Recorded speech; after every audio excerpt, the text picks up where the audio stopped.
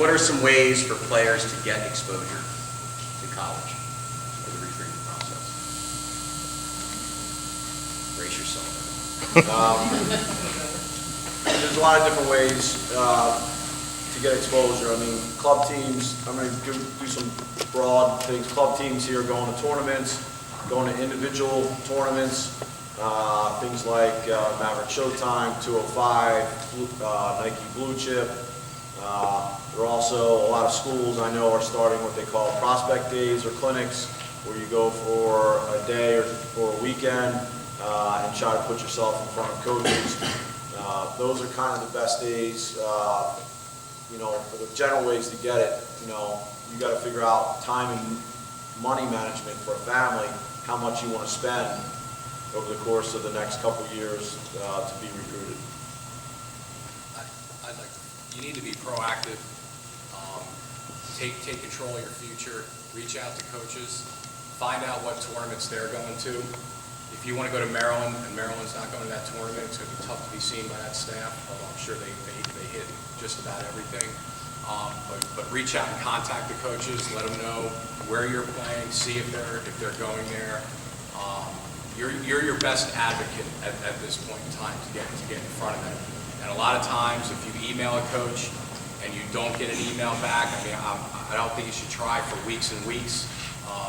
That's a clue, okay, for you to know if a coach is not reaching out and contacting you back.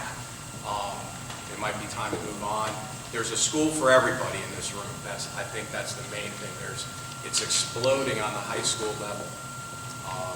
And right now, it's extremely competitive across. I'm sure every one of us up here across all divisions. So you need to be extremely proactive about reaching out and letting coaches know where you're playing and where you can be seen.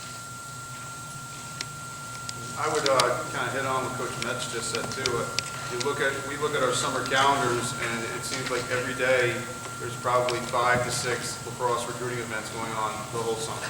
And I'm not fabricating that at all. There are so many things going on from the West Coast all the way to the East Coast that we're only allowed, at least at Division I level, you're only allowed to have 2 people on the road at once. So it's nearly impossible to get to all those events even if you could. And then when you do get there, depending on what the event is, sometimes there's upwards to 52 teams there. You know, there's no way I can spend 12 hours at a site and still see all 52 teams. So that's really difficult. I think when you look at events that you might be registering into, having an idea of, well, how many teams are going to be there, is pretty key, because if there's 25, 24, that's doable. Like, I'll stay the whole day, I'll be able to see everyone, probably be able to see at least a half of everyone. The model that I think we're starting to morph into a little bit more, at least at the Division I level, is what Coach Metz just said, was like prospect clinics.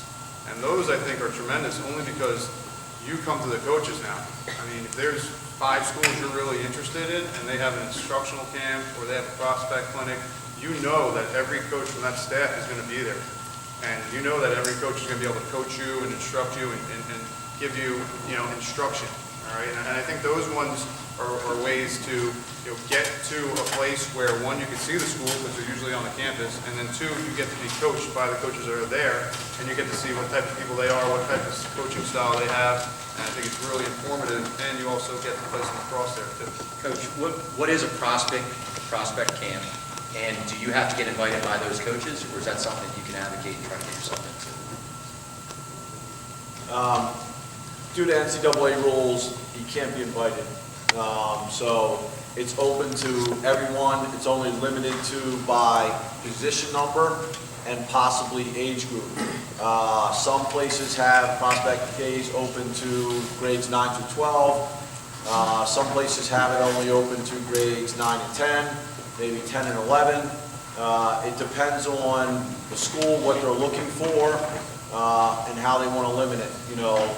How many fields do they have that they can use for a prospect day and bring kids in? If you have only one field available, they're not going to try to bring in 400 kids. They're going to bring in maybe 125 kids and try to work them in a group through that one field so that they can see everybody play.